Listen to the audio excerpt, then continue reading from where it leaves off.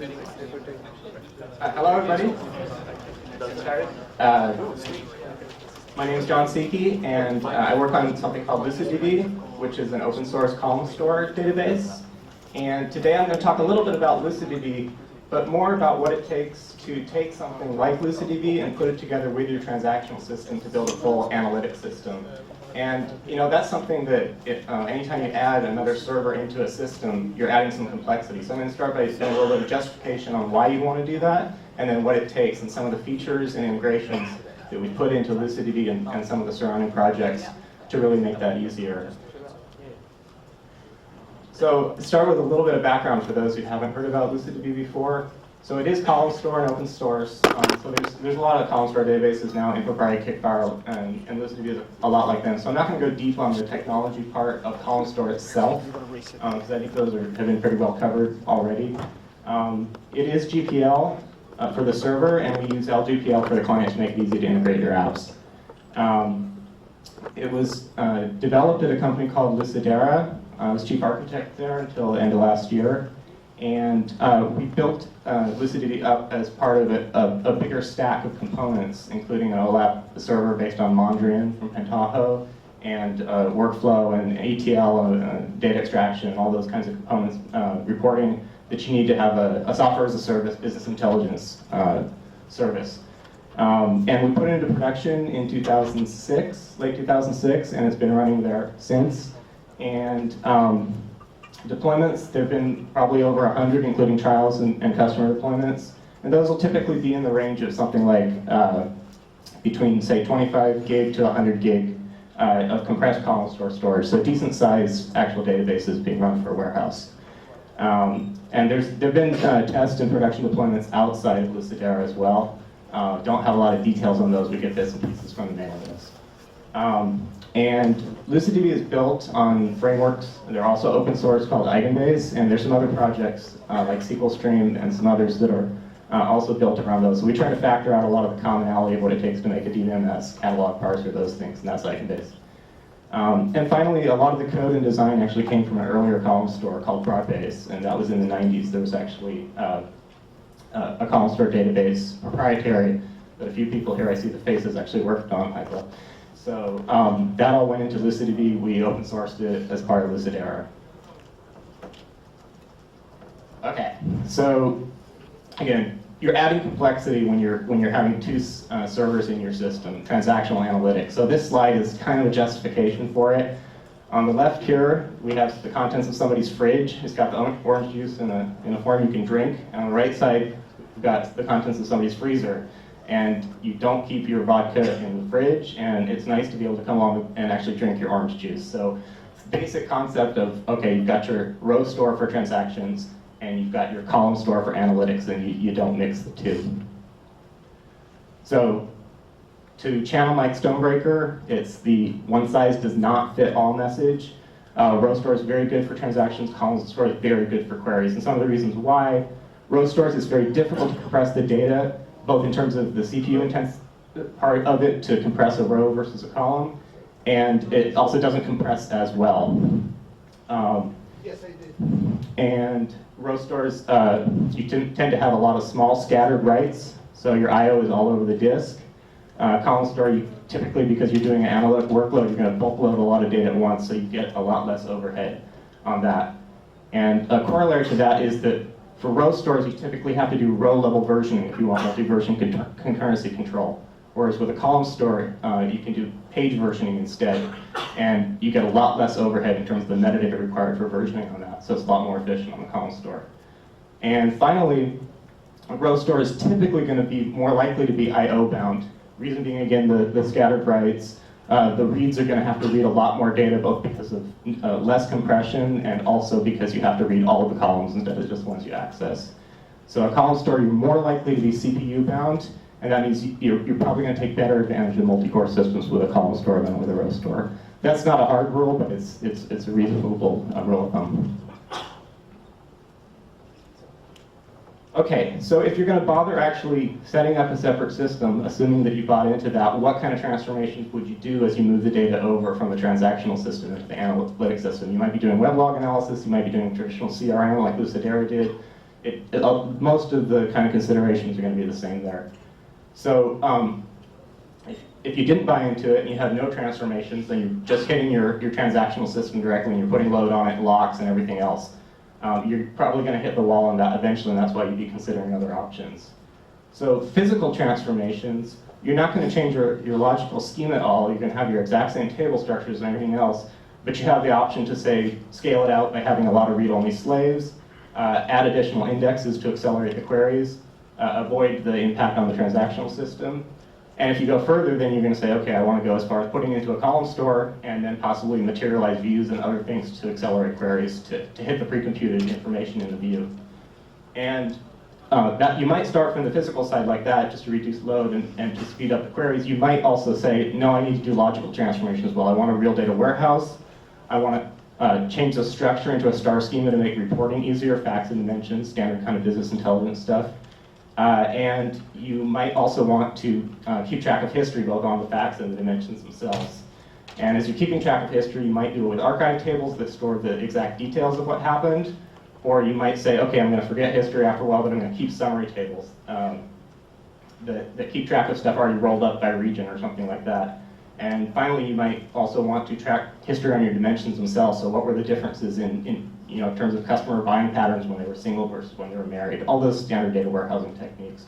So the message here is that you might start from one reason or the other. You might start from the logical side and say, I want a real data warehouse, and then say, since I'm going to the effort to do that, I might as well go ahead and pick the right technology for the job, which might be a column store. Or you might just be starting direct on the physical side and say, I want the acceleration of column store or something like that. Either way, you're going to end up with a separate server for that. So assuming you go ahead with that and say, I do need the second server, then you've got a couple of new challenges because of the extra system complexity. So over on the left, you've got your transactional database that you're pulling from as your source. And you pick something like LucidDB or Infrabright or whatever it is as your target with the warehouse and everything inside of it. You've got to move the data and transform it over from the source into targets. So there's two main paths you can take, and you can choose between them or mix and match as it makes sense. The top path with the ETL tool says, okay, I'm going to go ahead and get an external tool that's going to pull data out of the source system and then push it into the target system. So we've done some integration work with the Pentaho team. Matt Casters actually wrote a plugin, which I'll show some screenshots for later, which plugs a LucidDB bulk loader directly into Kettle, which is an ETL tool, Pentaho Data Integration it's also called. And so then you can take advantage of everything that's there inside of Kettle in terms of transformation and extractions, and as the last step in your workflow, go ahead and target it into LucidDB, and so that's all pretty seamless. If instead you want to do it all through SQL, you can actually do that. LucidDB can let you express just about any kind of complex ETL transformation and extraction all as SQL statements. So the bottom statement there is kind of an example, if you can see it. If you're going to insert into a warehouse table, select from an external table. The external table can just be basically a pointer into the source system directly, and LucidDB can suck the data out through JDBC. The architecture there allows you to plug in other kinds of extractions. So, for example, Lucidera pulls from Salesforce.com's web service, and it all looks just like a table into LucidDB.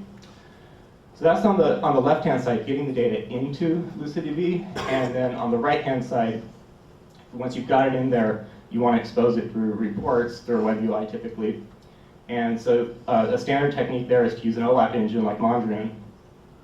And Mondrian actually takes its report definitions in MDX, which is a separate query language, and a single MDX query execution will typically translate into, it could be a 10 SQL statement, something like that. So it's going to call down into LucidDB to get the bits and pieces from dimensions and facts, sew them all together into a multi-dimensional report, and then return that to the client.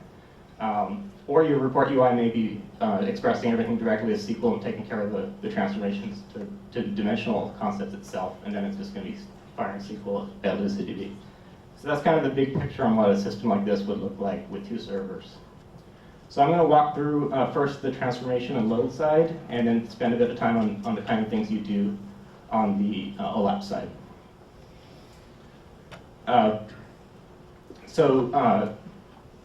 The features in LucidDB are meant to address both of those pieces. And so the top part, the OLAP part, besides column store, bitmap indexes, hash join aggregation, and the cost-based star join optimization, are all critical for accelerating query processing that comes down from Mondrian or from your report UI. And I'll talk a little bit about another integration piece we did with Julian Hyde, who's the Mondrian project lead, to do an aggregate table builder, which can also be used to accelerate OLAP type queries in combination with LucidDB. And then I mentioned the ETL for getting the data over there, where you can express as SQL or using the Kettle Pentaho data integration piece for that. And there's a few other LucidDB features, such as upsert and the ability to plug in Java transformations that also help with expressing everything as SQL. And finally, page multi-versioning, like I mentioned before, is a very efficient way to get multi-version concurrency control against the column store. And we also leverage that for hot and incremental backup. So those are all kind of key management features on a running server. So I mentioned the two paths, the ETL tool, or cut out the middleman and do everything directly through SQL. So with the external ETL tool, the way we did that one is LucidDB itself already has a flat file reader. It can read directly from CSV files and other kinds of fixed width files. So what we did there with Kettle was we had LucidDB pull from a FIFO pipe, and we have Kettle to push into the other end of the pipe. So Kettle can do any kind of transformations on its side. At the end, it formats the data to look like a regular flat file, and LucidDB is just streaming the stuff through there. So that hides the pull part from the user, so it looks like a push at that point. And then I mentioned we support external data wrappers, so you can access things like Salesforce.com data. So this is a screenshot of that Kettle piece for pushing the data into LucidDB, and this is just kind of a trivial one. In fact, it's just pulling from a CSV file, so LucidDB could have done that itself. But the piece on the left of the green arrow, which is the push into LucidDB, could be just about anything with a complex data flow upstream where they're running through a series of Kettle transformations, with the final step again being push into LucidDB. We integrated a few other key features in LucidDB, like the ability to do error logging and rejections as it processes a billion rows loading into the warehouse. So if something goes wrong, you don't have to fail the whole load. You can just tee those out to a file on the side, keep track of the errors, log them, and they're going to show up in the UI at the end in red down there in the execution window. So that all fits very nicely with the way Kettle architecture already handles those things. So a little bit more on what the transformations typically look like, because I really went over abstract things. Typically when you're going into a data warehouse, you need surrogate keys. You need to clean things up into a form that's going to be standard in the warehouse itself. So for every source system row with a different key on it, you're going to make up a new key and then keep track of the mapping between those in the warehouse. So those can be expressed with, for example, a sequence inside of LucidDB and then later joins to do those mapping lookups together. You don't need a separate transformation for that. You can just use a direct SQL join for that. Data cleansing, you want a canonical form for state codes or something like that. So California to CA, these kinds of things. You could possibly express that as a case statement or a lookup into a lookup table. These kinds of things, again, you can do those in SQL. Some of the more complex ones like deduplication, you get data from two different sources, and you've got a list of customer names, and most of them match, but if you use Chris or CJ or something like that instead, then there you actually need table level transformations. You need to feed whole rows into the transformation, do some table lookups, these kinds of things, and then produce the final result. So that's a more complex one. So some things can be expressed as a column level thing, like the cleansing of the date codes. Some things are row level. LucidDB can express both, some directly as SQL, some you can plug in your own Java transformations, and those could be column level, and those could be row level, taking full streams of table data in and pipelining them through the SQL statement. Or again, Kettle has a rich library of transformations, and you can just use all of that upstream of the load into LucidDB and outsource the work that way. So either way, again, it's an integration problem, and sometimes it makes sense to do it one way and sometimes another. Or there's, again, other ETL tools, Talon and that kind of thing that you could use. Okay, so once you've got the data loaded into the warehouse in its raw fact and dimension form, you typically also want to pre-aggregate so that, in your star schema, you may be doing it the grain of, we're doing sales, and a particular row in the fact table for sales is going to say customer X bought product Y on, date D, something like that. But your queries are typically going to come in, say, at quarter level. You want everything rolled up already. By quarter, how many of this product did somebody buy, something like that. The aggregate table concept says, okay, roll up already that star schema, pre-join and pre-aggregate some of the information into the bottom table, which is already a quarter grain instead of the fine grain fact information. So you've got to put that into your load workflow after you've got the fact and dimension tables loaded. So LucidDB helps here with its architecture because the column store and bitmap compression work really well with the contents of a typical summary table for aggregate tables. So that saves you disk space, meaning you probably have more, but more importantly, it saves you I/O, both on the load time and at query time, because you're going to be pulling in a lot less information. And if you have wide aggregates, so you have a lot of different summaries, max, min, all these kinds of things, the column store is going to help when you hit the aggregate tables at query time, because you're only going to pull out the actual aggregates that you referenced. So you can compute a lot of different aggregates and not worry about the width of the aggregate table row. And for the load itself, LucidDB hash aggregation is quite fast and quite scalable. It'll partition to disk and everything else. So you get reduced load time, and you don't have to worry about basically hitting a limit on the aggregation itself, because it's doing it in memory or anything like that. And finally, I'll go a little bit into a feature called warehouse labels, which takes advantage of the page versioning to basically say, hey, while you're loading your aggregate tables, you don't want to say inconsistent results because you're hitting one with a new version, one with an old. So I'll explain how you can build a system that actually lets you do that consistently. But before I go into warehouse labels, I'll talk about another integration we did with the Mondrian project. So Mondrian, the OLAP engine itself, in its schema, you can express the fact that an aggregate table exists somewhere and how it maps into a dimensional structure.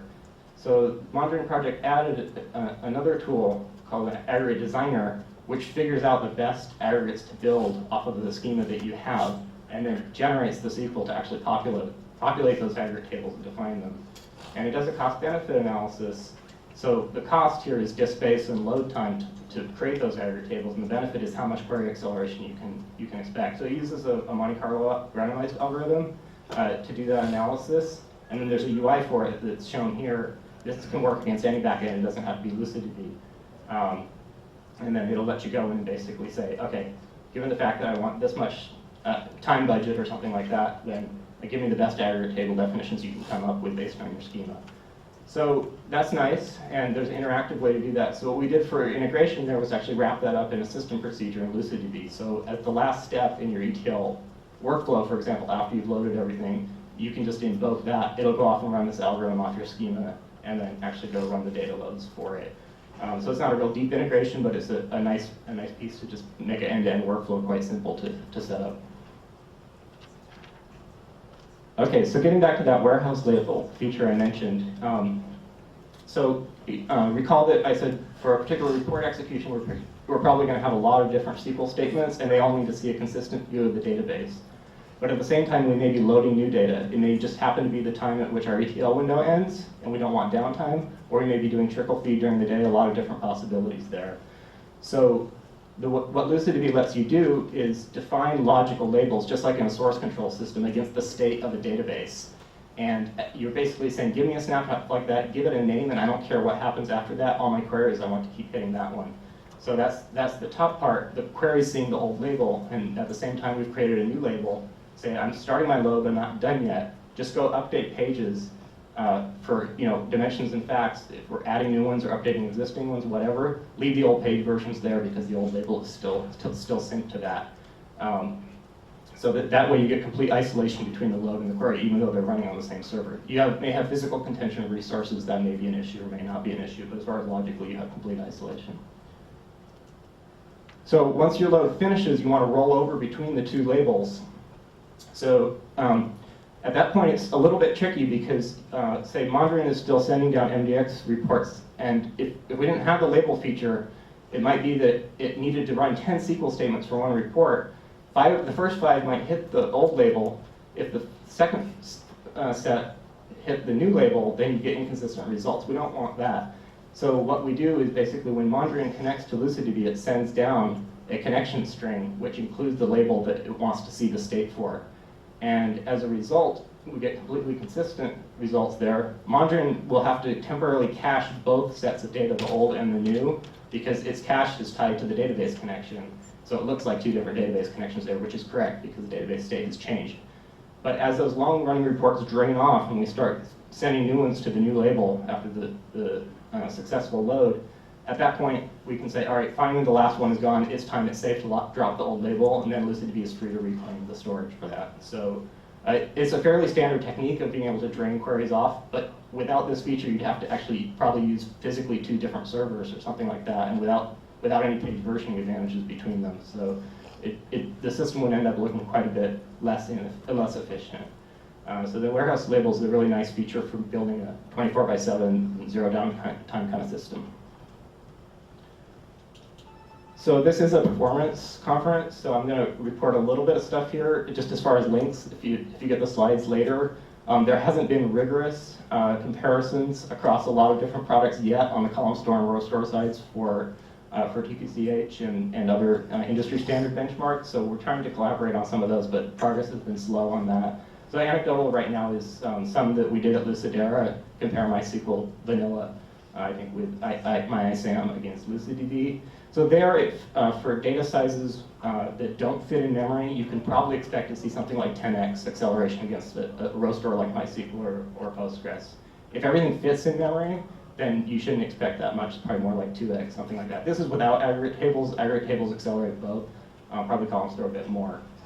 And finally, with flash memory coming along, as in addition to the storage hierarchy, SSDs will probably help row store a bit more than column store. We can expect that just because it's essentially a big old RAM disk, so it's more like you could fit your data in memory, or more likely you could fit your data in memory. So again, we're hoping to see some more rigorous performance comparisons going forward. And finally, a few features that hoping to see in LucidDB in the future to continue to accelerate performance. First one, incremental view materialization. It really helps on the ETL side. Right now, something like rebuilding an aggregate table, you pretty much have to drop the old data and recreate it completely instead of just pushing through the changed rows. So incremental view materialization would allow us to really accelerate that part. It doesn't help on the query side. SQL OLAP support, doing things like top in and some other typical OLAP operators. Right now, LucidDB does too much work in processing those. But more interesting probably to most people would be parallelization efforts. We currently have some experimental work on parallel load and query on a single node to take advantage of more cores. So we've had some experimental results on actually doing 4 CPUs loading at once from 4 different flat files into the same table, that kind of thing, getting decent results there.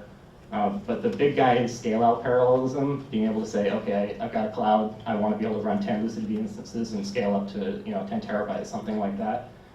So that is it's the really big future effort for adding on to LucidDB. And finally, because I do get asked about that one a lot, where is the open source column store like cloud version? Because it's just not there yet.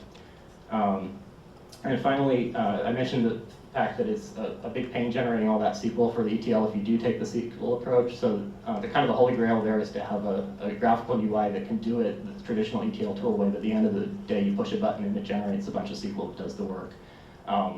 So that does not exist at this point, but LucidDB would be an ideal target for something like that.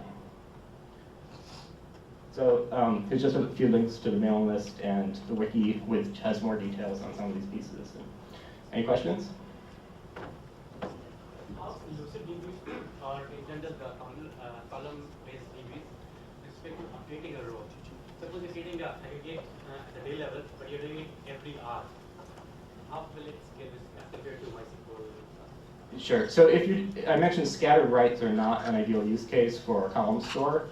So if you really were just updating a few rows all over the map like that, it definitely won't be any better than a row store, and you'll pay a bit of a hit because probably as the columns are spread out, you're going to have to touch 10 disk pages instead of one. For example, if you just updated one row.